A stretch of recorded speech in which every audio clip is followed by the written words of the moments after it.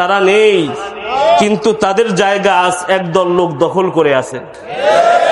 তারা মনে করে এখন আওয়ামী লীগ নেই, এখন আমরা সভাপতি হব। ঠিক কি না? কোরআনের ময়দানে, কোরআনের তাফসিরে সভাপতি হবে আলেমরা। ঠিক কি না? কোরআনের ময়দানে কোন জালেম, কোন দাড়ি ছাড়া ব্যক্তি সভাপতির চেয়ারে বসবে, এটা আমরা মানতে পারি। ফরিদপুর অঞ্চলটা একটা গুরুত্বপূর্ণ অঞ্চল। বৃহত্তর ফরিদপুরে আপনাদের প্রিয় মানুষ শামসুল হক ফরিদপুরি রহিমাহুল্লাহ, ওনার মাটি, এই মাটির মূল্যটা কম নয়, এই মাটির মূল্যটা অনেক বেশি। ঠিক কিনা? বাংলাদেশের অনেক জায়গায় যাবেন, সেখানকার মাটি আর এই জায়গার মাটি এক নয়। এখানকার মায়েরা এক একজন শামসুল হক ফরিদপুরি পেটে রাখে। ঠিক কিনা? এক একজন হাফেজে কোরআনকে পেটে রাখে। ঠিক কিনা? অতএব এই মাটির সন্তানেরা কখনো বেঈমান, চাঁদাবাজ, দুর্নীতিবাজ, চোর, বাটপারকে মাহফিল কমিটির সভাপতি বানাতে পারে না। ঠিক কিনা? এটা একটা নজির হয়ে থাকবে। আমাদের সম্মানিত সভাপতির জন্য আমরা দোয়া করি, আল্লাহ রাব্বুল আলামিন মুহতারামের হায়াতের ভিতরে বারাকা দান করুক। সকলে বলি আমিন। এতক্ষণ পর্যন্ত চমৎকার আলোচনা করেছেন হযরতুল আল্লাম বিশিষ্ট আলেমে দ্বীন মুফতি ফজলুর রহমান সাহেব হাফিজাহুল্লাহ। খুব জিহাদি মানুষ, আলোচনা করেছেন, চমৎকার আলোচনা করেছেন। আল্লাহ রাব্বুল আলামিন হুজুরের হায়াতের ভিতরে, ইলমের ভিতরে বারাকা দান করুক। সকলে বলি আমিন। আলোচনা করেছেন হযরত হাফিজ মাওলানা আব্দুল আউয়াল হাফিজাহুল্লাহ। আমরা দোয়া করছি আল্লাহ রাব্বুল আলামিন মুহতারামের হায়াতের ভিতরে, ইলমের ভিতরে বারাকা দান করুক। সকলে বলি আমিন। এই মাহফিলটার যারা আয়োজন করেছেন, বিশেষ করে যুবক ভাইরা আমার, এই মাহফিলটা মাদ্রাসার কমিটি আয়োজন করেছেন। এই মাহফিলটা চলুক কিয়ামত পর্যন্ত। আমরা চাই কি চাই না? জোরে বলেন, চাই কি চাই না?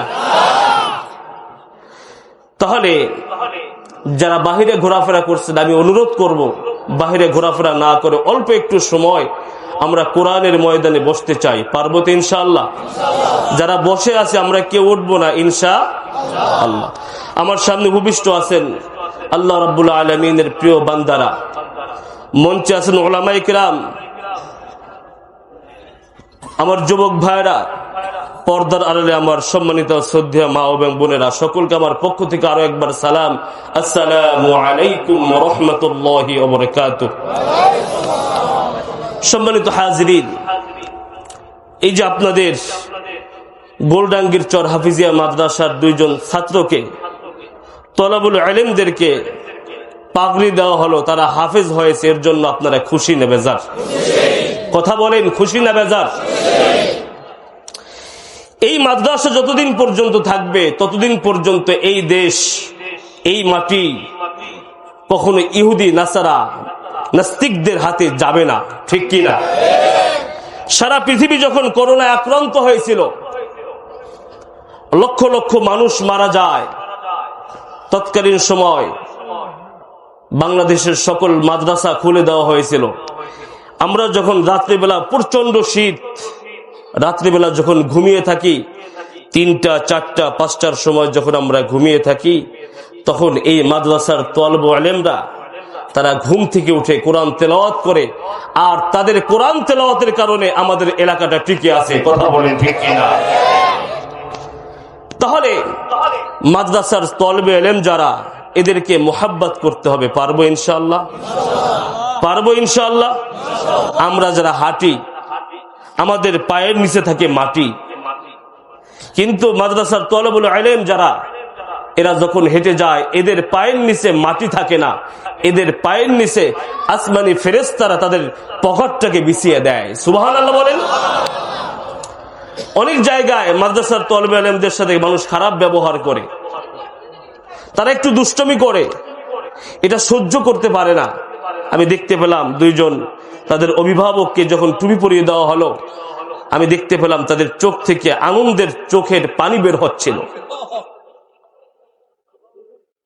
আসলে যার সন্তান হাফেজ হয়, সে বুঝে তার কতটা বুক ভরা স্বপ্ন পূরণ হয়। একটা বাবা তার সন্তানকে, চায়ের কথা বলেছিল, একটা বাবা তার সন্তানকে মাদ্রাসাতে দেয় স্বপ্ন নিয়ে। এই সন্তান যখন হাফিজে কোরআন হয় তার সম্মান কম না বেশি? আল্লাহ রাসূল সাল্লাল্লাহু আলাইহি ওয়াসাল্লাম বলেন, একজন হাফিজে কোরআন কিয়ামতের ময়দানে আল্লাহ রাব্বুল আলামিন হাফিজে কোরআনকে ডাক দিয়ে বলবেন, ইয়া হামিলে কোরআন, হে কোরআন ওয়ালা, আমি তোমাকে বলতেছি তুমি ওই 10 জন ব্যক্তিকে শাফাআত করো যেই 10 জন ব্যক্তির জন্য জাহান্নাম অবধারিত হয়ে গেছে। এবার হাফিজে কোরআন বলবে, আল্লাহ, এই আমার মা, এই বাবা, এই দাদা দাদি, এদেরকে শাফাআত করলাম, কিন্তু এই যে লোকটা দেখেন, এই লোকটা আমাকে মাদ্রাসায় লজিনে জাগিরে আমাকে ভাত খাওয়াতো, এই লোকটা আমাকে একদিন 10টা টাকা দিয়ে আমাকে এক কাপ চা খাইয়েছিল, এই লোকটা একদিন আমার মাথায় হাত দিয়েছিল, যখন রাস্তা দিয়ে আমি হেঁটে যাচ্ছিলাম মাথায় হাত দিয়েছিল, আদর করেছিল। আল্লাহ, আজকে এই যে লোকটা আমাকে আদর করেছিল, আমি শাফাআত করতেছি, সুপারিশ করতেছি, আয় আল্লাহ, এই ব্যক্তিকে তুমি আমার সাথে জান্নাত দিয়ে দাও। আল্লাহ রাসূল সাল্লাল্লাহু আলাইহি ওয়াসাল্লাম বলবেন, ও আমার হাফিজে কোরআন, তোমরা কোথায়, তোমরা কোথায়? আসো আসো, আমার সঙ্গে আসো, আজকে আমি শাফাআত করব। আমার শাফাআতের পূর্বে তোমরা একদল হাফিজে কোরআন শাফাআত করো। তোমরা শাফাআত যখন করবে আল্লাহ রাব্বুল আলামিন কবুল করে নিবে, আর তাদেরকে নিয়ে তোমরা জান্নাতে উঠতে থাকো। এক একটা আয়াত তেলাওয়াত করো, এক একটা তলা বিশিষ্ট জান্নাত আল্লাহ রাব্বুল আলামিন তোমাদেরকে দিয়ে দিবে। একজন হাফিজে কোরআন যখন 6666 আয়াত যখন তেলাওয়াত করে শেষ করবে, আল্লাহ রাব্বুল আলামিন বলবেন, ও হাফিজে কোরআন, তুমি কোরআনের আয়াতগুলো তেলাওয়াত করা শেষ হয়ে গেছে, যাও সর্বোচ্চ জান্নাত, সর্বোচ্চ তলায় আজকে তুমি বসবাস করবে। তোমার মা বাবা, তোমার আত্মীয় স্বজন, তোমার সুপারিশকৃত ব্যক্তিদের সঙ্গে তুমি একত্রিতভাবে এই জান্নাতের মধ্যে থাকো। অতএব আমাদের সন্তান হাফেজ হোক, আমরা চাই কি চাই না? আমাদের সন্তানদেরকে আমরা মাদ্রাসায় পড়াই না। যেই ছেলেটা একদম দুষ্ট, একটু ল্যাংড়া, হাতে একটু সমস্যা, পায়ে একটু সমস্যা, চোখে একটু সমস্যা, এই ছেলেটাকে আমরা অধিকাংশ ক্ষেত্রে মাদ্রাসায় দিই। যদিও ফরিদপুর, মাদারীপুর, গোপালগঞ্জের কথা ভিন্ন, কারণ এই অঞ্চলে আলেমদের সংখ্যা একটু বেশি। জানলে অবাক হবেন, আমি কিন্তু আপনাদের এই বৃহত্তর ফরিদপুর অঞ্চলের একজন ছাত্র। আমি মাদারীপুর থেকে 2015 সালে দাওরা ফারেক হয়েছি, ইফতা পড়েছি মাদারীপুর, আমি বহরডাঙ্গাতে পড়েছি, গোপালগঞ্জ পড়েছি, দীর্ঘদিন আপনাদের এই মাটিতে আমি ছিলাম। আমি বুঝি আপনারা যারা আছেন, আপনারা কোরআনওয়ালাদেরকে ভালোবাসেন, আপনারা কোরআন প্রেমিক, আপনারা চান না এই মাটিতে কোরআন ছাড়া অন্য কোনো কেহ এই সংসদে তাদের বানানো আইন দিয়ে সংসদ চালাক। এটা ফরিদপুরের মানুষ চায় না, ঠিক কিনা? যদি চাইতো তাহলে একজন নয় 2 জন শহীদ এই ফরিদপুরের মাটিতে শুয়ে থাকতো না, ঠিক কিনা? অন্য অন্য জেলায় খোঁজ করলে একজন শহীদ পাওয়া যায় না, কিন্তু ফরিদপুরের মাটিতে একজন নয় 2 জন, শুধু নরমাল শহীদ নয়, সর্বোচ্চ লেভেলের দায়িত্বশীল শহীদ আপনাদের এই মাটিতে শুয়ে আছে, ঠিক কিনা? যেই মাটিতে শহীদের রক্ত পড়ে, একটু আগে মুহতারাম বলতেছিলেন যে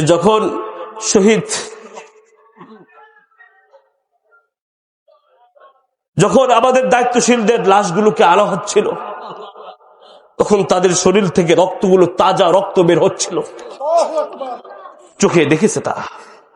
একটু আগে কবর জিয়ারত করে আসলাম। শহীদের রক্ত কিয়ামত পর্যন্ত শরীর থেকে ঝরতে থাকে মাটিতে। সুবহানাল্লাহ বলবেন না?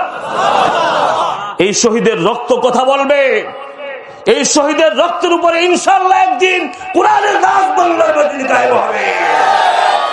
সময় বেশি লাগে না। কত বছর? 16 বছর। কত বছর? 16 বছর। আল্লাহ রাব্বুল আলামিন চমৎকার করে বলেন, ও দুনিয়ার মানুষেরা, আমি আল্লাহ রাব্বুল আলামিন জানিয়ে দিলাম ولا تكونوا كالذين نسوا الله فأنساهم أنفسهم أولئك هم الفاسقون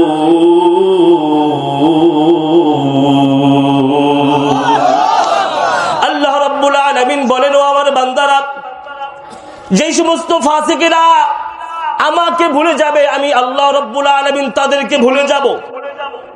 যারা আমি আল্লাহকে ভুলে যাবে, আমিও আল্লাহ তাদেরকে ভুলে যাব। আল্লাহ রাব্বুল আলামিন বলেন, ও আমার বান্দারা, যারা আমি আল্লাহ রাব্বুল আলামিনকে ভুলে যাবে, যারা আমি আল্লাহ রাব্বুল আলামিনকে ভুলে গিয়ে 5ই মে শাপলা চত্বরে ওলামায়ে কিরামদেরকে, আলেমদেরকে নির্বিচারে যারা হত্যা করবে, আমি আল্লাহ রাব্বুল আলামিন তাদেরকে জানিয়ে দেই, তোমরা 5ই মে শাপলা চত্বরে ওলামায়ে কিরামদেরকে, তোমরা মাদ্রাসার তালেবুল ইলমদেরকে তোমরা মেরেছো, শহীদ করেছো, আমি আল্লাহ রাব্বুল আলামিন নোট করে রেখেছি। সময়ের বিবর্তন হবে, 5 তারিখ আমি ভুলবো না। আমি আল্লাহ রাব্বুল আলামিন ওই 5ই মে কে নিয়ে আমি আল্লাহ রাব্বুল আলামিন 5ই আগস্টের মাধ্যমে আমি আল্লাহ রাব্বুল আলামিন মুসলমানদেরকে, এই বাংলাদেশের মানুষদেরকে বিজয় করে দিলাম। 5 তারিখ না হয় 6 তারিখ পতন হতে পারতো, ঠিক কিনা? 4 তারিখ হতে পারতো, কিন্তু 5 তারিখ কেন হলো? আল্লাহ বলেন ওই 5 এই 5। সুবহানাল্লাহ বলবেন না? আল্লাহ রাব্বুল আলামিন বলেন, বান্দারা তাই নয়, আজকেও 5 তারিখ, আজকেও 5 তারিখ। তাকিয়ে দেখেন 32 নাম্বার শেষ। আমরা চাই না এমনটা হোক, আমরা চাই না, কিন্তু তোমরা তোমাদের কর্মের কারণে এমন কিছু ডেকে এনেছো, এই বাংলাদেশের মানুষদেরকে তোমরা খুন, গুম, হত্যা, যা ইচ্ছা তোমরা তাই করেছো। এই বাংলাদেশের মানুষ তোমাদেরকে কিচ্ছু বলে নাই। ফয়সালা জমিন থেকে হয় না, ফয়সালা হয় কোথা থেকে? ফয়সালা জমিন হয় না, ফয়সালা হয় আসমান থেকে। আল্লাহ রাব্বুল আলামিন বলেন, ও আমার বান্দারা, আমি আল্লাহ রাব্বুল আলামিন তোমাদেরকে জানিয়ে দেই, যারা ওলামায়ে কেরাম, মাদ্রাসার তালেবে ইলম, যারা ইসলাম পন্থীদের সাথে যারা বিদ্রোহী করো, আমি আল্লাহ রাব্বুল আলামিন তাদের সঙ্গে যুদ্ধের ঘোষণা করি। সুবহানাল্লাহ। আল্লাহ রাব্বুল আলামিন তাদের সঙ্গে যুদ্ধের ঘোষণা করেন। ও দুনিয়ার মানুষরা, আল্লাহর গোলামেরা, এই জন্য আমরা দ্বীনের পথে থাকবো তো ইনশাআল্লাহ, কোরআনের পক্ষে থাকবো তো ইনশাআল্লাহ। সম্মানিত হাজিরিন, আল্লাহ রাব্বুল আলামিন চমৎকার করে বলতেছেন, ওয়াল আসর। আল্লাহ রাব্বুল আলামিন চমৎকার করে বলতেছেন, ওয়াল আসর, সময়ের কসম। আল্লাহ রাব্বুল আলামিন সময়ের শপথ কেন কাটলেন? আমরা যারা মানুষ আছি, আমরা কসম কাটি। আমার মায়ের কসম, বাবার কসম, ভাইয়ের কসম, সন্তানের কসম, আছে না নাই? জোরে বলতে হবে, আছে না নাই? ও দুনিয়ার মানুষরা, কসম হবে একজনের নামে, তিনি কে? জোরে বলেন, একজনের নামে, তিনি কে? অনেকে কোরআন হাতে নিয়ে শপথ করে, আছে না নাই? কোরআন হাতে নিয়ে শপথ করা যাবে? জোরে বলেন, কোরআন হাতে নিয়ে শপথ করা যাবে? কোরআন হাতে নিয়ে শপথ করা যাবে না। মসজিদে উঠে শপথ করা যাবে? আমাদের এলাকায় আছে না নাই? চল মসজিদে গিয়ে শপথ করব, আছে না নাই? মসজিদে উঠে শপথ করা যাবে না। মায়ের নামে শপথ করা যাবে না, বাবার নামে শপথ করা যাবে না। পৃথিবীর সকল মানুষদের উদ্দেশ্যে আল্লাহ রাব্বুল আলামিন জানিয়ে দেন, শপথ করবে একজনের নামে, তিনি কে? আরো জোরে বলেন, তিনি কে? আল্লাহ রাব্বুল আলামিন বলেন, তোমরা শপথ করবে আমি আল্লাহর নামে, কিন্তু আমি আল্লাহ রাব্বুল আলামিন আমার নামে শপথ করতে পারি না। আমি আল্লাহ রাব্বুল আলামিন শপথ করলাম সময়ের। কার? সময়ের। আল্লাহ রাব্বুল আলামিন যেই সময়ের কসম কাটলেন, সেই সময়ের ব্যাপারে নিশ্চয়ই মূল্য আছে না নাই? জোরে বলেন, মূল্য আছে না নাই? এই সময়কে ধরে রাখার জন্য মানুষ কত ব্যস্ত হয়ে পড়ে। এই সময়কে ধরে রাখার জন্য মানুষ তার জীবনে লক্ষ লক্ষ টাকা ব্যয় করে। এই সময়কে ধরে রাখার জন্য যান ফরিদপুরে হসপিটালে যান, গিয়ে দেখেন 1 মিনিট বাঁচার জন্য, 1 ঘন্টা বাঁচার জন্য লক্ষ লক্ষ টাকা মানুষ আইসিইউতে বিল দেয়, ঠিক কিনা? ও দুনিয়ার মানুষরা, যান আপনি বান ইউনিটে, গিয়ে দেখবেন মানুষ 1 দিন বাঁচার জন্য লক্ষ লক্ষ টাকা হসপিটালে বিল দেয়। আপনি যান গিয়ে দেখেন যারা হার্ট অ্যাটাক করেছে, ব্রেন স্ট্রোক করেছে, আবার যাদের বুকে স্ট্রোক ধরা পড়েছে, এই মানুষগুলো 1 বছর 6টা মাস কয়েকটা মাস বাঁচার জন্য ডাক্তারকে লক্ষ লক্ষ টাকা দিয়ে দেয়, বাড়ি বিক্রি করে, জমি বিক্রি করে, সুদে নেয়। আছে না নাই? জোরে বলেন আছে না নাই? আল্লাহ রাব্বুল আলামিন বলেন, বান্দারা একটু সময় বেঁচে থাকার জন্য তোমরা এত কিছু করো, এত কিছু করো, এত কিছু করো। বাড়িটা বিক্রি করে দাও, স্ত্রীর স্বর্ণগুলো বিক্রি করে দাও। ও দুনিয়ার মানুষেরা, আমি আল্লাহ রাব্বুল আলামিন সেই সময়ের কসম কাটলাম যে সময়কে ধরে রাখার জন্য, ক্ষমতায় টিকে থাকার জন্য, ক্ষমতায় টিকে থাকার জন্য লক্ষ লক্ষ মানুষকে, হাজার হাজার মানুষকে, কোটি কোটি মানুষকে তোমরা দেশ থেকে, তোমরা বিভিন্ন সময় দেশ থেকে হিজরত করতে তোমরা বাধ্য করেছো, ঠিক কিনা? এলাকায় ঢুকতে পারে নাই, মাসের পর মাস, মাসের পর মাস, বছরের পর বছর মাকে দেখতে পারে নাই, সন্তানকে দেখতে পারে নাই, ঠিক কিনা? বাড়িতে আসলে পুলিশ জেনে যেত, পুলিশ গ্রেফতার করত। ভাই ভাইয়ের লাশ দেখতে পারে নাই, সন্তান বাবার জানাজায় আসতে পারে নাই, সন্তান মায়ের জানাজার নামাজে আসতে পারে নাই। শুধুমাত্র ক্ষমতা টিকিয়ে রাখার জন্য, কিছু সময় 5টা বছর ক্ষমতায় থাকার জন্য তোমরা এত কিছু করেছো। আমি আল্লাহ রাব্বুল আলামিন তোমাদেরকে জানিয়ে দেই, ও বান্দারা, আমি আল্লাহ রাব্বুল আলামিন তোমাদেরকে জানিয়ে দিলাম, না না না না, এই সময়টা তোমরা এত কিছু করো, এত কিছু করো, এত কিছু করো, বান্দারা এই সময়কে ধরে রাখতে পারবে না। সময় তার নিজ গতিতে চলতেই থাকবে, চলতেই থাকবে, চলতেই থাকবে। পৃথিবীর কোনো মানুষ এই সময়কে ধরে রাখতে পারবে না। ও বৃদ্ধ বাবাজি, আপনার কাছে প্রশ্ন করি, আজ থেকে 50 বছর আগে আপনার দাড়ি ছিল কালো, মাথার চুল ছিল কালো, 50 কেজির বস্তা আপনি মাথায় নিয়ে আপনি একা একা হেঁটে যেতেন, ঠিক কিনা? পেঁয়াজের বস্তা আপনি নিয়ে হেঁটে যেতেন, আপনার শরীরে অনেক শক্তি ছিল। ও বৃদ্ধ বাবাজি, আপনার কাছে প্রশ্ন করি, আপনার কাছে প্রশ্ন করি, আজকে 50 বছরের ব্যবধানে আপনার চুলগুলো আজকে সাদা হলো কেন? মাথার চুলগুলো কেন সাদা হয়ে গেল? হাতের চামড়ার মধ্যে কেন ভাঁজ পড়ে গেল? চোখের ভিতরে কেন আপনি কম দেখেন? কেন আপনি 10 কেজির ব্যাগ আপনি নিতে পারেন না? কেন 5 কেজির ব্যাগ আপনি নিতে পারেন না? কেন 1 কেজির ব্যাগ আপনি নিতে পারেন না? ও বৃদ্ধ বাবাজি, সময় আপনার জীবন থেকে চলে গেছে, যেই সময়টা চলে গেছে ওই সময়টা আর ফিরে আসবে না। ও বৃদ্ধ বাবাজি, আজ থেকে 20 বছর পূর্বে আপনার বন্ধু ছিল, সেই বন্ধু আজ দুনিয়া থেকে বিদায় নিয়ে চলে গেছে। 20 বছর পূর্বে আপনার বন্ধু চলে গেছে, আপনার মা চলে গেছে, বাবা চলে গেছে, আপন মানুষগুলো চলে গেছে। যারা পৃথিবী থেকে চলে যায় আর তারা কখনো ফিরে আসে না। একদিন আপনিও চলে যাবেন, আমিও চলে যাব। আল্লাহ রাব্বুল আলামিন জানিয়ে দেন, ও দুনিয়ার মানুষেরা, আমি আল্লাহ রাব্বুল আলামিন এই জন্য সময়ের শপথ করলাম, কারণ সময়টা অনেক দামি। আজকে এই জায়গায় মাহফিল হচ্ছে, 5 তারিখে মাহফিল হচ্ছে, কাল এই জায়গায় মাহফিল হবে। আজকের এই জায়গাটা জান্নাতের বাগান, কাল এই জায়গাটা জান্নাতের বাগান থাকবে না। এই জন্য সময়টা অনেক দামি। আল্লাহ রাব্বুল আলামিন সময় শপথ করে বললেন, ইন্নাল ইনসানা লাফি খুসর। আল্লাহ রাব্বুল আলামিন শপথ করে গুরুত্বপূর্ণ কথা বলতেছেন, ইন্নাল ইনসান। আলেম যারা আছেন তারা বুঝবেন, আল্লাহ তাআলা বলতে পারতেন ইনসান লাফি খুসর, মানুষ ক্ষতিগ্রস্ত, ক্ষতির মধ্যে, এটা বলতে পারতেন।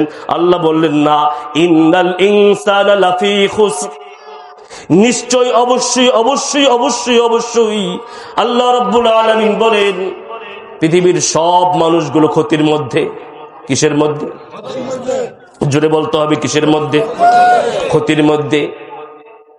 আলেম ক্ষতির মধ্যে, মুসল্লি ক্ষতির মধ্যে, মুসলমান, সাধারণ মুসলমান ক্ষতির মধ্যে, ব্যবসায়ী ক্ষতির মধ্যে। সব মানুষগুলো আপনি দেখতে পারেন লেবাস ভালো, হাজী সাহেব ক্ষতির মধ্যে। আল্লাহ রাব্বুল আলামিন বলেন 4টা কাজ যারা করবে, কয়টা কাজ? জোরে বলেন, কয়টা কাজ? 4টা কাজ যারা করবে এরা ক্ষতির মধ্যে নয়, এরা সফল কাম। সুবহানাল্লাহ। আল্লাহ রাব্বুল আলামিন বলেন ইল্লাল্লাযীনা আমানু। আল্লাহ রাব্বুল আলামিন বলেন ওই মানুষগুলো ক্ষতির মধ্যে না, এক নম্বরে যারা ঈমান আনবে, কি আনবে? জোরে বলেন কি আনবে? ঈমান আনবে কার উপর? জোরে বলেন কার উপর? ঈমান আনবে কার উপর? আল্লাহর উপর ঈমান আনবে। এই ঈমান আনা এত মুখের নরমাল কথা নয়, ঈমান আনা সহজ বিষয় নয়। আজকে আমরা প্রত্যেক সূত্রে মুসলমান, বাবা মুসলমান ছিল তাই আমি মুসলমান, ঠিক কিনা? কিন্তু না না, এই ঈমান সেই ঈমান নয়। ঈমান আনলে বিপদ আছে না নাই? জোরে বলেন ঈমান আনলে বিপদ আছে না নাই? ও দুনিয়ার মানুষেরা, আমরাও ঈমান এনেছি, ওই সময়কার মানুষরা ঈমান এনেছেন। আল্লাহ রাব্বুল আলামিন বলেন আমিনু কামা আমানান নাস।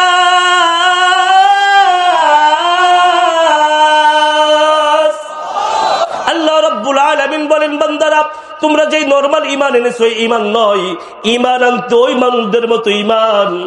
কোন মানুষ?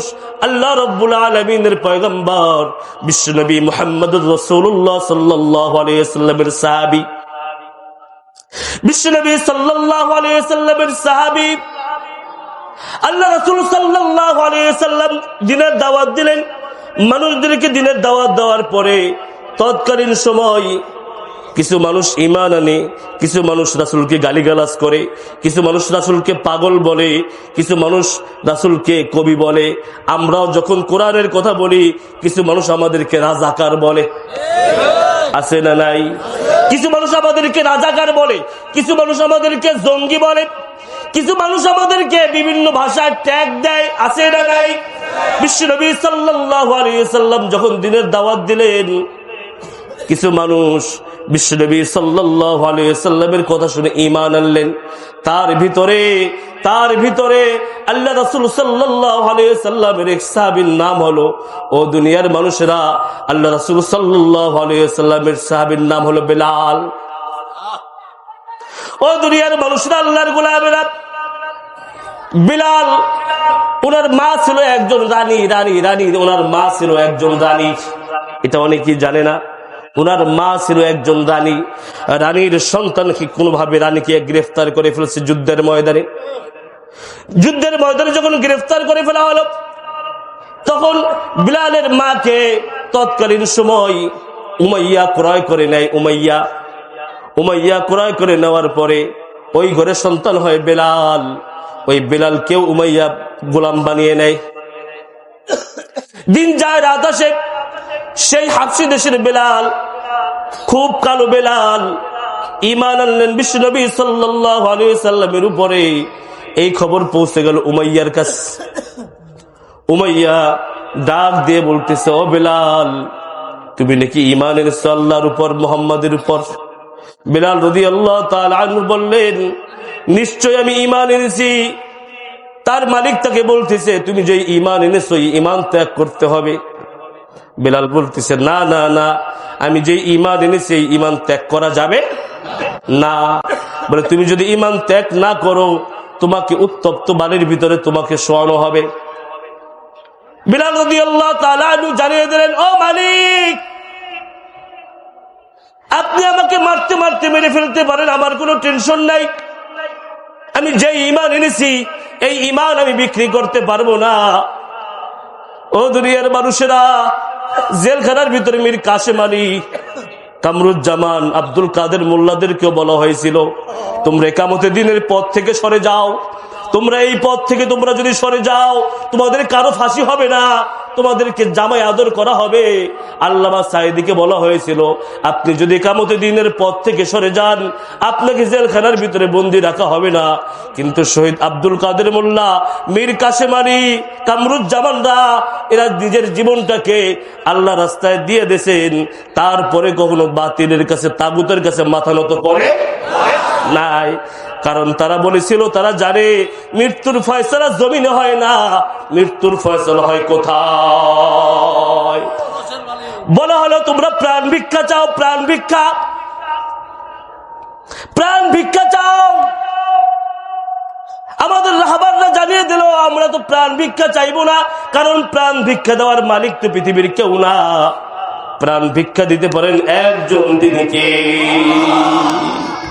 আজকের নিউজ, খুলনা বাগেরহাটে একটা গাড়ি অ্যাক্সিডেন্ট করেছে।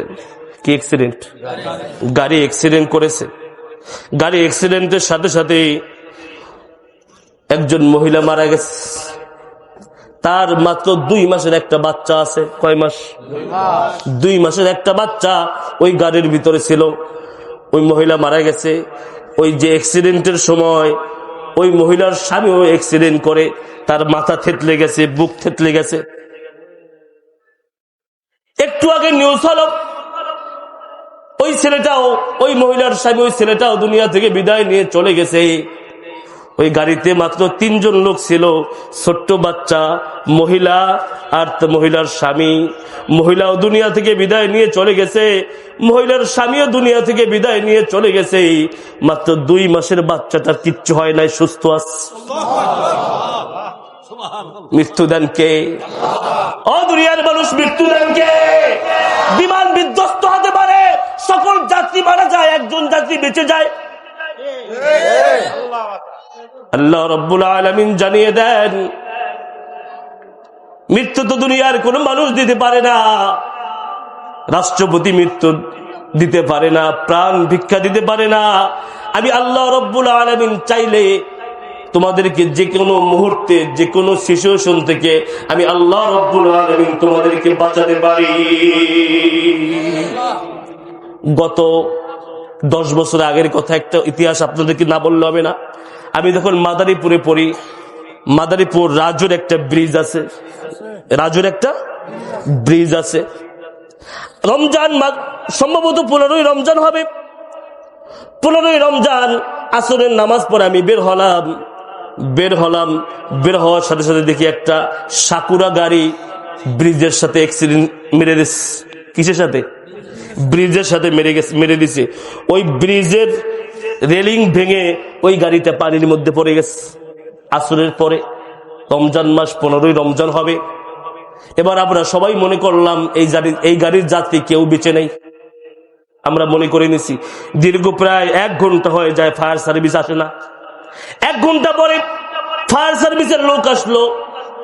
এসে মানুষেরা তারা ভিতরে বাসটা উঠাচ্ছে আর দেখতেছে এই গাড়ির ভিতরে যত মানুষ ছিল, দেখে সব মানুষগুলো সব মারা গেছে। লাশগুলো বের করতেছে, একটা বের করে, 2টা বের করে, নিজ চোখে আমি 27টা লাশ দেখলাম। কয়টা লাশ? 27টা লাশ। ওই গাড়ির ভিতরে যাত্রী ছিল 28টা। কয়টা? 28টা। বাসের ড্রাইভারও মারা গেছে, হেল্পারও মারা গেছে। সর্বশেষ নিজ চোখে দেখা আপনাদেরকে বলতেছি, ওই ফায়ার সার্ভিসের লোকেরা সর্বশেষ একজন মহিলাকে বের করছে, যে মহিলা গর্ভবতী। মহিলাকে যখন বের করা হলো, ফায়ার সার্ভিসের লোকেরা চিন্তায় পড়ে গেল হয়তো বেশি অসুস্থ, হসপিটাল নিয়ে যেতে হবে। মহিলারা ডাক দিয়ে বলতেছেন, স্যার দাঁড়ান, আমার কিচ্ছু হয় নাই, কি হয়েছে আমি বুঝতেছি না। এত বড় গাড়ি অ্যাক্সিডেন্ট করেছে, ইতিমধ্যে 27 জন লোক মারা গেছে, উনি একা বেঁচে আছে। ওনাকে প্রশ্ন করা হলো, আপনি কিছু দেখেন নাই? বলে, না আমি কিছু দেখি নাই, শুধু একটা শব্দ শুনেছি, এরপরে আমি চোখ বন্ধ করেছি, কোথা থেকে কি হয়ে গেল আমি জানি না। ওনাকে বলা হলো, আপনি কোথায় যান? উনি বলতেছে, আমার ডাক্তার দেখানোর জন্য টেকের হাট যাচ্ছি। কোথায়? টেকের হাট যাচ্ছি। আমি সেই গরু নদী থেকে আসছি।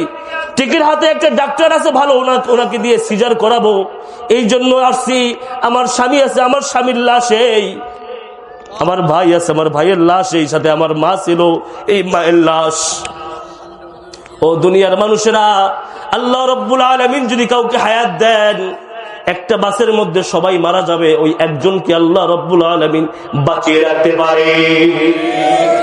আল্লাহ রাব্বুল আলামিন জানিয়ে দেন, ও আমার বান্দারা, হায়াত পৃথিবীর কেউ তোমাদেরকে দিতে পারে না, জীবন পৃথিবীর কেউ তোমাদেরকে দিতে পারবে না। তোমরা সব সময় ভয় করবা পৃথিবীর কোন শাসককে নয়, কোন পুলিশকে নয়। ওই দোষীর সঙ্গে দৌড়ায়, চামড়াগুলো সব মক্কার রাস্তার মাটির সাথে মিশে যাচ্ছে। হাতের চামড়া নাই, পায়ের চামড়া নাই, পিঠের চামড়া নাই, পেটের চামড়া নাই, সব সাদা হয়ে গেছে।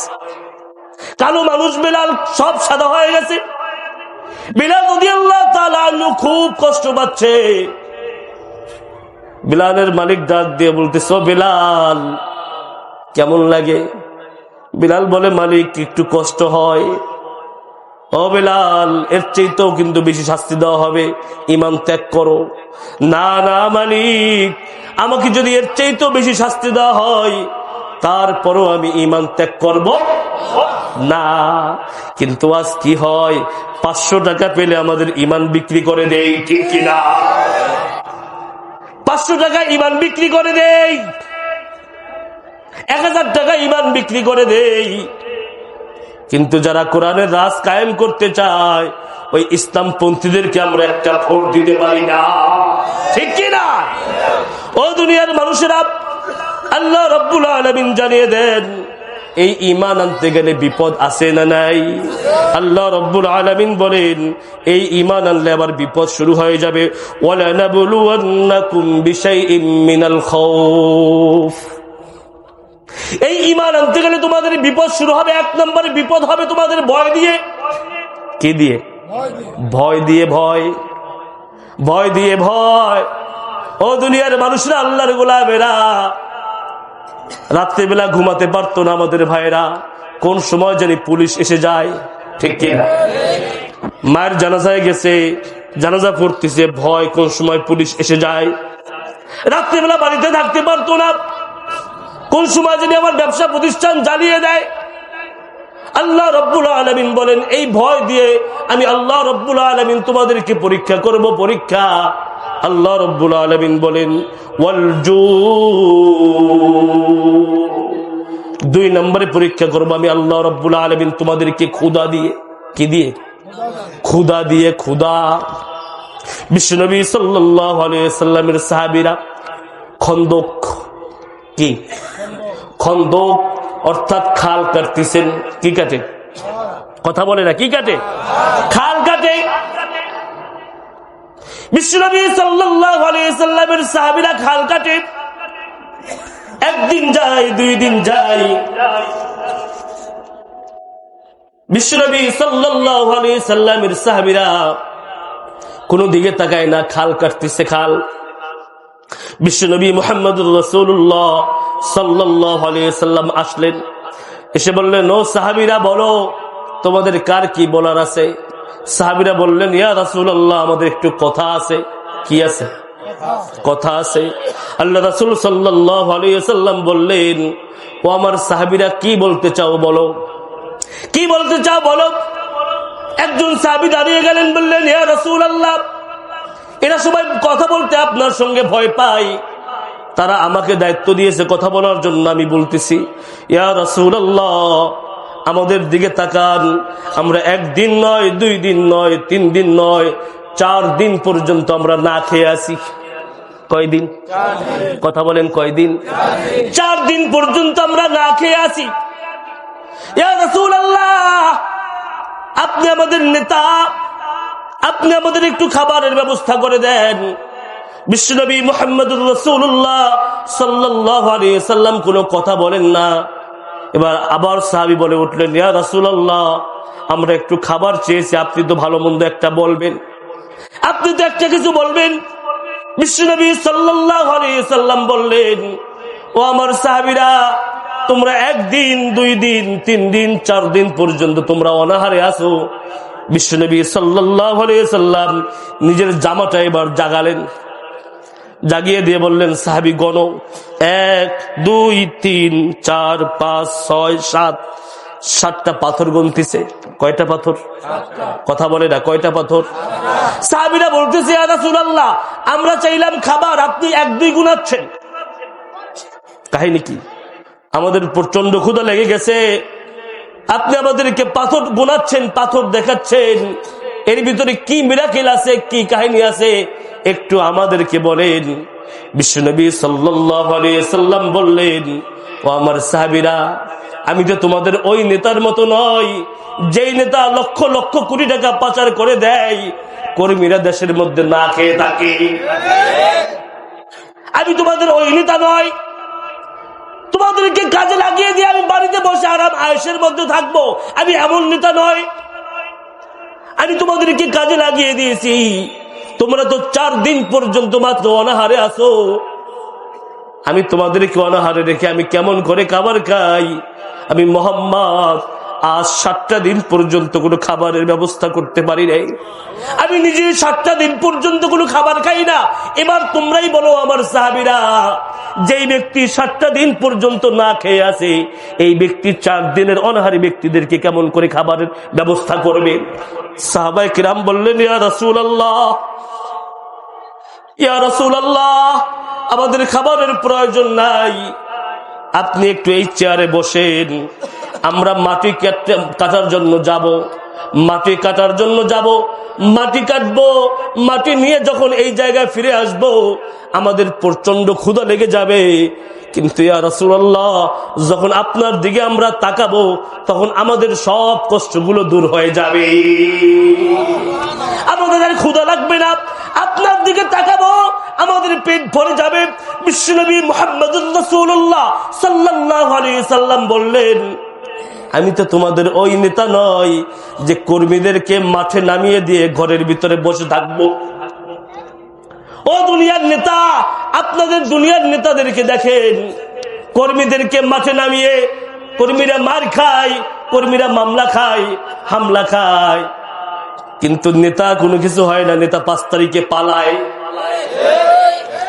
কর্মীরা বাড়ি থাকতে পারে না এখন, কিন্তু নেতা আছে বিদেশে, ঠিক কিনা? নেতা কোথায়? বিদেশে।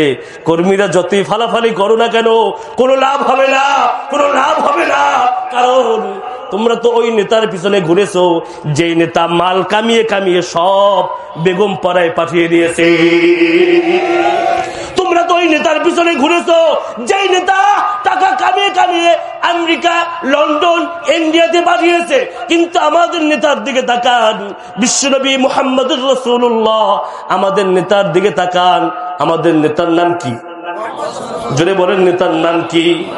আমাদের নেতা বিশ্বনবী মুহাম্মদুর রাসূলুল্লাহর দিকে তাকান। বিশ্বনবী সাল্লাল্লাহু আলাইহি সাল্লাম বললেন, ও আমার সাহাবীরা, তোমরা কাজ করবে, আমি বসে থাকবো, তা হয় কি করে? তোমরা কাজ করবে, আমি বসে থাকবো, তা হয় কি করে? ও আমার সাহাবীরা, আমি সেই নেতা নয় যেই নেতা আরাম করে আয়েশ করে বসে থাকবো, আমি তো ওই নেতা। তোমরা এবার মাটি কেটে দাও, আমি মুহাম্মদ তোমাদের সঙ্গে মাটি কাটতে চাই। তোমরা মাটি কেটে দাও, আমিও তোমাদের সঙ্গে মাটি টানতে চাই।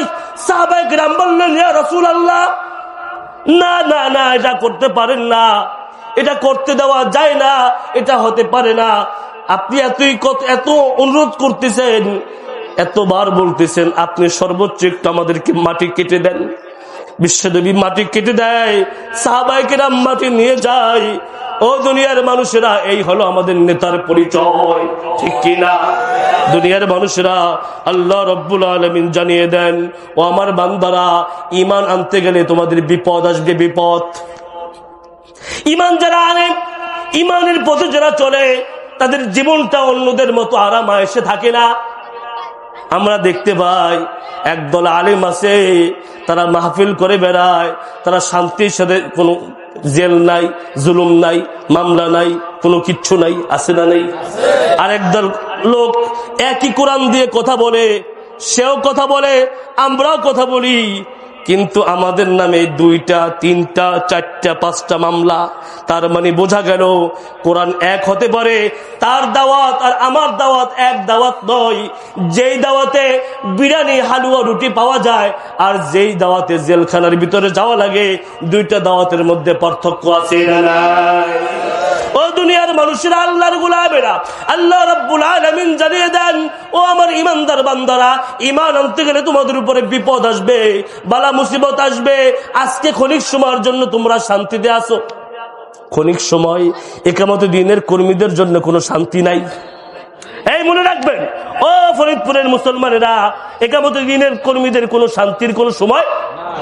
আপনারা ক্ষণিক সময় মনে করতেছেন যে আমরা খুব শান্তিতে আছি, মামলা নাই, জেল নাই, কোনো কিচ্ছু নাই। মনে রাখবেন, যুগে যুগে যুগে যুগে এক তাগুত চলে গেছে, আর এক তাগুত ওই জায়গায় স্থান করে নিয়েছে। এক চোর চলে গেছে, আর এক চোর ওই জায়গায় দাঁড়াবে। এক বাটপার চলে চলে গেছে, আর এক বাটপার ওই জায়গায় বসে যাবে। মনে রাখবেন, এক তাগুত আপনাদেরকে 16 বছর মামলা দিয়েছে, হামলা দিয়েছে। আবার কিন্তু বিভিন্ন জায়গায় আমরা দেখতে পাই এর চাইতে বড় বড় তাগুত কিন্তু বসে আছে। এই জন্য আমাদের কোনো শান্তি নাই। ইমানদারের জীবনে কোনো শান্তি হতে পারে না। ইমানদারের জীবনটা এমন করে চলে যাবে। আল্লাহ রাব্বুল ইন্নাল্লাযীনা আমানু ওয়া আমিলুস সলিহাতি কানাত লাহুম জান্নাতুল ফিরদাউসি নুজুলা। আল্লাহ রাব্বুল আলামিন বলেন, যারা ঈমান আনে আর নেক আমল করে, আল্লাহ রাব্বুল আলামিন তাদেরকে জান্নাতুল ফেরদাউস দান করে দিবেন। নেক আমল কি? আমরা মনে করি নেক আমল শুধু মসজিদে গিয়ে সেজদা দেওয়া, আমরা মনে করি রমজান মাসে রোজা রাখা, আমরা মনে করি উমরা করতে যাওয়া, হজ করতে যাওয়া, এটাই মনে করি আমরা নেক আমল। কিন্তু না না না, এর চাইতে বড় বড় নেক আমল আছে না নাই? আমরা ছোট্ট ছোট্ট নেক আমল আমরা যেমন করে খুঁজি, বড়টা খুঁজি না। অনেকে বড়টা খুঁজে, ছোটটা খুঁজে না। একটা বাসের পিছনে লেখা ছিল, দেখেছিলাম, নেক যত ছোট হোক তা ছাড়া যাবে না, গুনাহ যত ছোট হোক তা করা যাবে না। আমরা 5 ওয়াক্ত নামাজ পড়ি, সব কিছু আমাদের ঠিক আছে, কিন্তু আমাদের অনেকের নামাজি ব্যক্তির মা বাড়িতে আছে, মাকে সন্তান জিজ্ঞাসা করে না, আছে না নেই? মাকে ভাত দেয় না, আছে না নেই? আপনি নামাজ পড়েন, আপনি রোজা রাখেন, আপনার দাড়ি লম্বা, মাথায় আপনার টুপি আছে, আপনার মাথায় পাগড়ি আছে, কিন্তু আপনি আপনার মায়ের সঙ্গে ভালো ব্যবহার করেন না। আপনি হাজী সাহেব, আপনি আপনার প্রতিবেশীর সঙ্গে ভালো আচরণ করেন না। এমন হাজী আছে না নাই? হজ করে এসেছে, কিন্তু প্রতিবেশীর সঙ্গে গালিগালাজ দিয়ে কথা বলে, আছে না নাই? গোপালগঞ্জে আমি দেখেছিলাম এমন এক হাজী সাহেবকে, হজ করে আসছে, হজ করে এসে তো ওনার বিলের ভিতরে ওই কার জানি হাঁস এসেছে, হাঁস আসছে। এখন বিকালবেলা আমরা গেছি ঘুরতে, এখন হাজী সাহেব দিকে কাঁচা একটা দিয়ে লুঙ্গি জাগিয়ে এবার গালি শুরু করছে, তোর মা, তোর বোন, তোর 14 গোষ্ঠী। এমন হাজী আছে না নাই? হজ করে এসে তার মুখের ভাষা বিশ্রী, আছে না নাই? নামাজ পড়ে কিন্তু গালিগালাজ করে, এমন লোক আছে না নাই? ও দুনিয়ার মানুষেরা, আপনি ততক্ষণ পর্যন্ত পূর্ণাঙ্গ মুসলমান আপনি হতে পারবেন না যতক্ষণ পর্যন্ত আপনার হাত দ্বারা, আপনার মুখ দ্বারা, আপনার পা দ্বারা অন্য মুসলমান নিরাপদে না থাকে। আপনার প্রতিবেশী আপনাকে দেখে ভালো লাগবে, আপনাকে দেখে সালাম দিবে, আপনাকে দেখে তার অন্তরটা জড়িয়ে যাবে। আপনার আত্মীয় আপনার জন্য, আপনি যদি এলাকায় না থাকেন, আপনাকে বারবার ফোন দিয়ে জিজ্ঞাসা করবে, ভাই বাবা কোথায় গেছো দেখি না কেন? আপনার মুখের ভাষা তো এমন হবে, আপনার চাল চলন তেমন হবে, আপনাকে দেখে মানুষগুলো শিখবে। কিন্তু আমি আপনি এমন হয়ে গেছি, আমাদের আত্মীয়দের সঙ্গে সম্পর্ক ভালো নাই। ভাই হজ করে এসেছে, নামাজ পড়ে, সব কিছু ঠিক আছে, কিন্তু বোনের সম্পত্তি মেরে খাইছে, এমন ভাই আছে না নেই? আপনি নামাজ পড়েন, আপনি নামাজ পড়ে বলেন আপনি বড় কিছু হয়ে গেছেন, আপনার বোনকে আপনি ঠকিয়েছেন, জমি দেন নাই, জমি দেন নাই। ও দুনিয়ার মানুষেরা, দুনিয়াতে শত ইবাদত করতে পারেন, মরে দেখেন, মরে দেখেন, এই বোন যখন আপনাকে ধরবে, ওই বোন যখন ধরবে আপনার কোনো আর রাস্তা নাই। বোনকে ঠকায় এমন লোক আছে না নাই? মেয়েকে ঠকায় এমন লোক এই সমাজে আছে না নাই? বলে, ও মেয়ে, সব তোর ভাইকে দিয়ে দিছি, তোর জন্য দোয়া করে দিছি। দোয়া দেয়, মেয়ের জন্য দোয়া দেয়, দোয়া। এমন বাপ আছে না নাই? ও বাবা, আপনি তো একজন ভালো মানুষ, নামাজি মানুষ, হাজী সাহেব, ভালো মানুষ পরিচয় দেন। ওহ, কিন্তু আপনি কি করলেন? আপনার মেয়েকে সম্পত্তি আপনি দিলেন না, আপনার সন্তানকে, আপনি ছেলেকে আপনি সম্পত্তি সব লিখে দিলেন। মনে রাখবেন, কিয়ামতের ময়দানে এই মেয়ে যখন আপনাকে ধরবে, এই মেয়ে যখন আপনাকে পাকড়াও করবে, আল্লাহর দরবারে যখন বিচার দেবে, সেই সময় কিন্তু বাঁচার কোনো সাধ্য নেই। দুনিয়াতে বাঁচতে পারলেও মেয়ে কিছু বলে না, কিছু করতেও পারে না। কিন্তু অনেক অনেক বোনদেরকে দেখেছি তারা ভাইদের বাড়িতে আসতেও পারে না, ভাইদের বাড়িতে বোন আসতে পারে না, বছরের পর বছর বোন আসে না। কেমনে আসবে? আপনি তো গালিগালাজ করেন, আপনি তো বকা দেন, আপনার বোন আসবে কিভাবে? আপনি ভাই, আপনার বাড়িতে যদি আপনার বোন না আসতে পারে, আপনার চেয়ে বড় জালিম আর কেউ হতে পারে না। এই জন্য দুনিয়ার মানুষেরা আমাদের যেই বিষয়গুলো নামাজ, কালাম, রোজা, হজ, যাকাত এইগুলো যেমন করে থাকবে, এর পাশাপাশি বোনদের হক, সন্তানের হক, ভাইয়ের হক, প্রতিবেশীর হক, আত্মীয়দের হক এইগুলো আদায় করার দরকার আছে না নাই? আরেকটা কাজ, সেটা হলো আমরা সব করি, নামাজি ব্যক্তি নামাজ পড়ে, রোজা রাখে, সব কিছু করে, কিন্তু যখনই বলা হয় এর চাইতেও যেই নামাজটা পড়েন, এই নামাজের চাইতে, এই রোজার চাইতেও সবচেয়ে বড় ইবাদত হলো আল্লাহর জমিনে আল্লাহর দ্বীনকে বিজয় করার, সংগ্রাম করা, আন্দোলন করা, এটা ফরজ করে দিয়েছেন কে? এই আন্দোলন করার জন্য নামাজ বাদ, একক তো নয়, দুই ওয়াক্ত নয়, বিশ্বনবী সাল্লাল্লাহু আলাইহি সাল্লাম 4 ওয়াক্তের নামাজ একত্রিত করেছেন, একসাথে পড়েছেন। ও বেলাল, আজান দাও, নামাজ পরে পড়া যাবে। আল্লাহর দিন যদি বিজয় না হয়, মুসলমান যদি সব চলে যায়, আমরা যদি শহীদ হয়ে যাই, তাহলে আমাদের কি হবে? আমাদের অস্তিত্ব টিকিয়ে রাখার জন্য, এই কোরআনটাকে সংসদে নেওয়ার জন্য নামাজটা আমরা পড়ে পড়ি। রোজার সময় হয়েছে 17ই রমজান, বিশ্বনবী সাল্লাল্লাহু আলাইহি সাল্লাম সাহাবায়ে কিরামদেরকে বললেন, সাহাবায়ে কিরাম রোজা রাখো, আজকে রোজা রাখার প্রয়োজন নাই, চলো যুদ্ধের ময়দানে।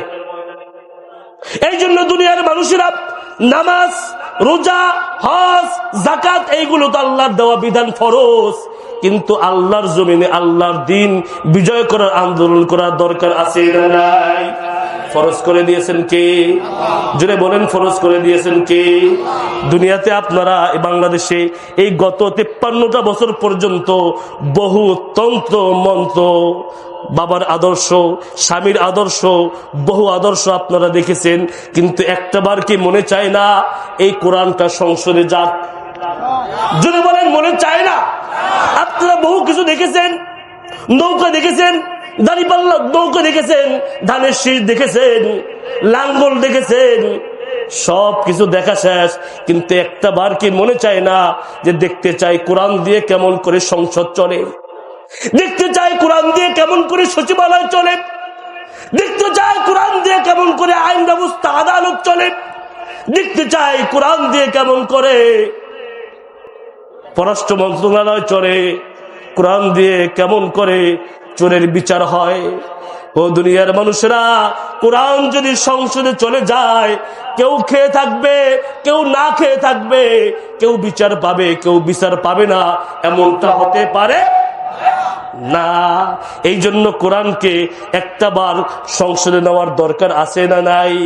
একটা বার, বেশি না, একটা বার নিয়ে দেখেন কোরআনটাকে। যদি আপনাদের ভালো না লাগে যে কোরআনের রাজ হচ্ছে, কোরআনের বিধান কায়েম হয়ে গেছে, অতএব এটা আমাদের ভালো লাগে না, ও দুনিয়ার মানুষরা, কোরআনের বিধান যদি পালন হয়ে যায়, কোরআনের বিধান যদি চালু হয়ে যায়, তাহলে রাত্রেবেলা দরজা খুলে ঘুমাবেন, কোন চোর সাহস পাবে না আপনার বাড়িতে চুরি করার জন্য। সুবহানাল্লাহ বলেন। রাত্রেবেলা একটা মেয়ে হেঁটে যাবে, কিন্তু তার ধর্ষিতা হওয়ার মতো কোনো ভয় তার মধ্যে থাকবে না। কথা বলে ঠিক কিনা? ও দুনিয়ার মানুষেরা, নেক আমল করতে হবে। এর ভিতরে অন্যতম মাদেরকে বলি, মায়েরা আছে, অন্যতম নেক আমল, অনেক মহিলারা নামাজ পড়ে, রোজা রাখে, সব কিছু আছে, কিন্তু স্বামীর সাথে ভালো আচরণ করে না, এমন মা আছে না নাই?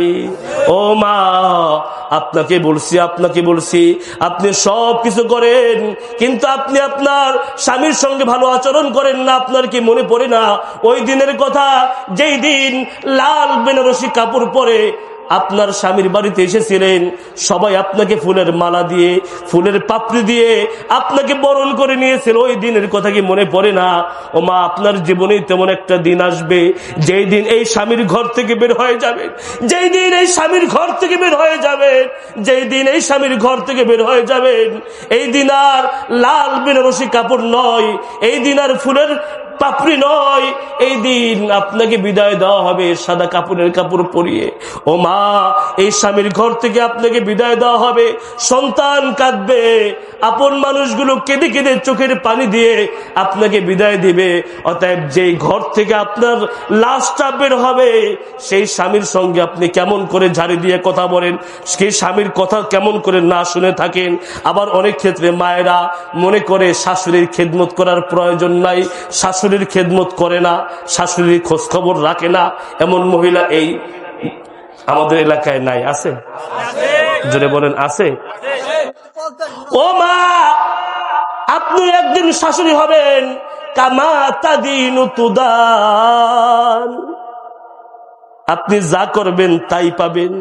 আজকে আপনি আপনার শাশুড়ির সঙ্গে যেমন আচরণ করবেন, আর বেশি না, আর 20 বছর পরে আপনি শাশুড়ি হতে যাচ্ছেন। আর তো 20 বছর পরে আপনি শাশুড়ি হতে যাচ্ছেন। আজকে যদি আপনার শাশুড়ির সঙ্গে আপনি ভালো আচরণ করেন, আপনার শাশুড়ির সঙ্গে যদি আপনি মিলেমিশে থাকেন, তার খেদমত করেন, বেশি দূরে নয়, 20 বছর পরে আপনি যখন শাশুড়ি হবেন, আপনার বলা লাগবে না, আপনার পুত্রবধূ আপনার খেদমত অটোমেটিক আপনার করবে। কিন্তু আমরা যারা শাশুড়ি আছি, আমাদের মায়েরা যারা শাশুড়ি আছেন, তারাও বোঝে না। একটা মেয়ে যখন বাড়িতে আসে, তখন বৌমার সাথে আপনি আপনার মেয়ের সঙ্গে যেমন আচরণ করেন, আপনি আপনার পুত্রবধূর সাথে তেমন আচরণ করতে পারেন না। এটা তো আপনার জন্য ইবাদত। আপনি আপনার মেয়েকে আদর করেন, আপনার পুত্রের বউকে, পুত্রবধূকে আদর করলে আপনার সমস্যাটা কি? আপনি যদি আপনার পুত্রবধূকে আদর না করেন, পুত্রবধূ কেন আপনাকে সম্মান করবে? এই জন্য স্বামী স্ত্রী, বউ শাশুড়ি, এদের মধ্যে মিলেমিশে থাকাটা, এটা হলো ইবাদত। এটা কি? ইবাদত। ও দুনিয়ার মানুষেরা, সর্বশেষ বলতে চাই, আল্লাহ রাব্বুল আলামিন বলেন, ওয়াতাওয়াসাউ বিল হক। 3 নম্বরে আমি আল্লাহ রাব্বুল আলামিন জানিয়ে দিলাম, তোমরা যারা ক্ষতিগ্রস্ত হতে চাও না, তোমাদের 3 নম্বর কাজ হলো হকের উপরে টিকে থাকা। তোমার পিছনে কেউ থাকবে না, তুমি একা দাঁড়িয়ে থাকো, একা দাঁড়িয়ে থাকো, আবু সাইদের মতো একা দাঁড়িয়ে থাকো। আবু সাইদের রক্ত দিয়ে পুরো বাংলাদেশ বিজয় হয়ে গেছে, ঠিক কি না? তোমার পিছনে কারো দরকার নাই, তুমি একা হকের উপরে টিকে থাকো।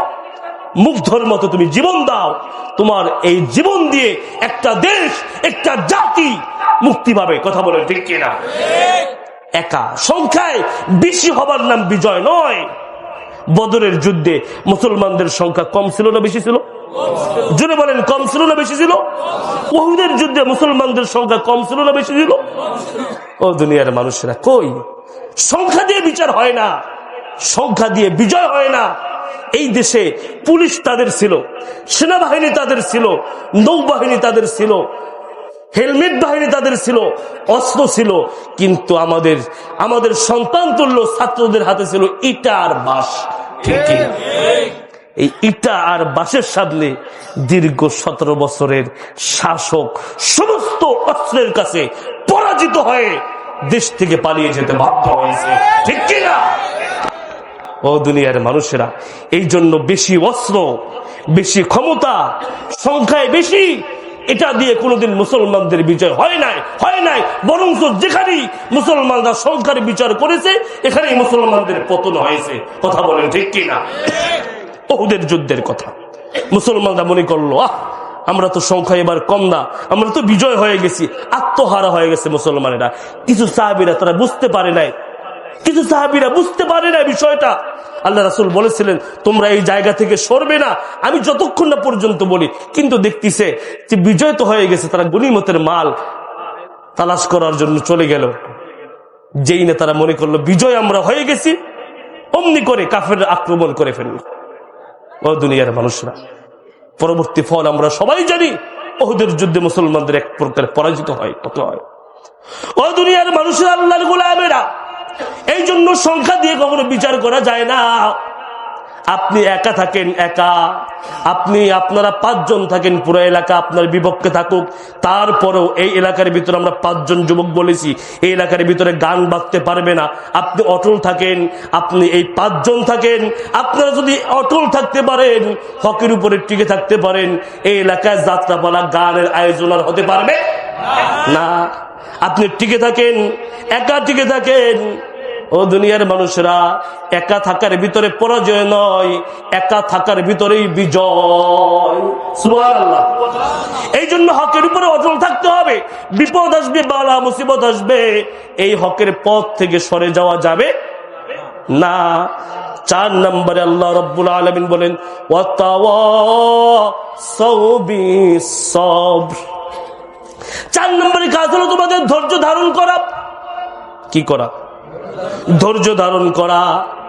বিপদ আসবে, বালা মুসিবত আসবে, সন্তান অসুস্থ হবে, স্ত্রী অসুস্থ হবে, সন্তানের বিপদ হবে, স্ত্রীর বিপদ হবে, বাবা মায়ের বিপদ হবে, সব বিপদ একদিকে থাকবে। আপনি সবর করে চলবেন। আপনি সবর করে চলার মাধ্যমে আল্লাহ রাব্বুল আলামিন বলেন, ওয়াস্তাঈনু বিস-সাবরি ওয়াস-সালাহ।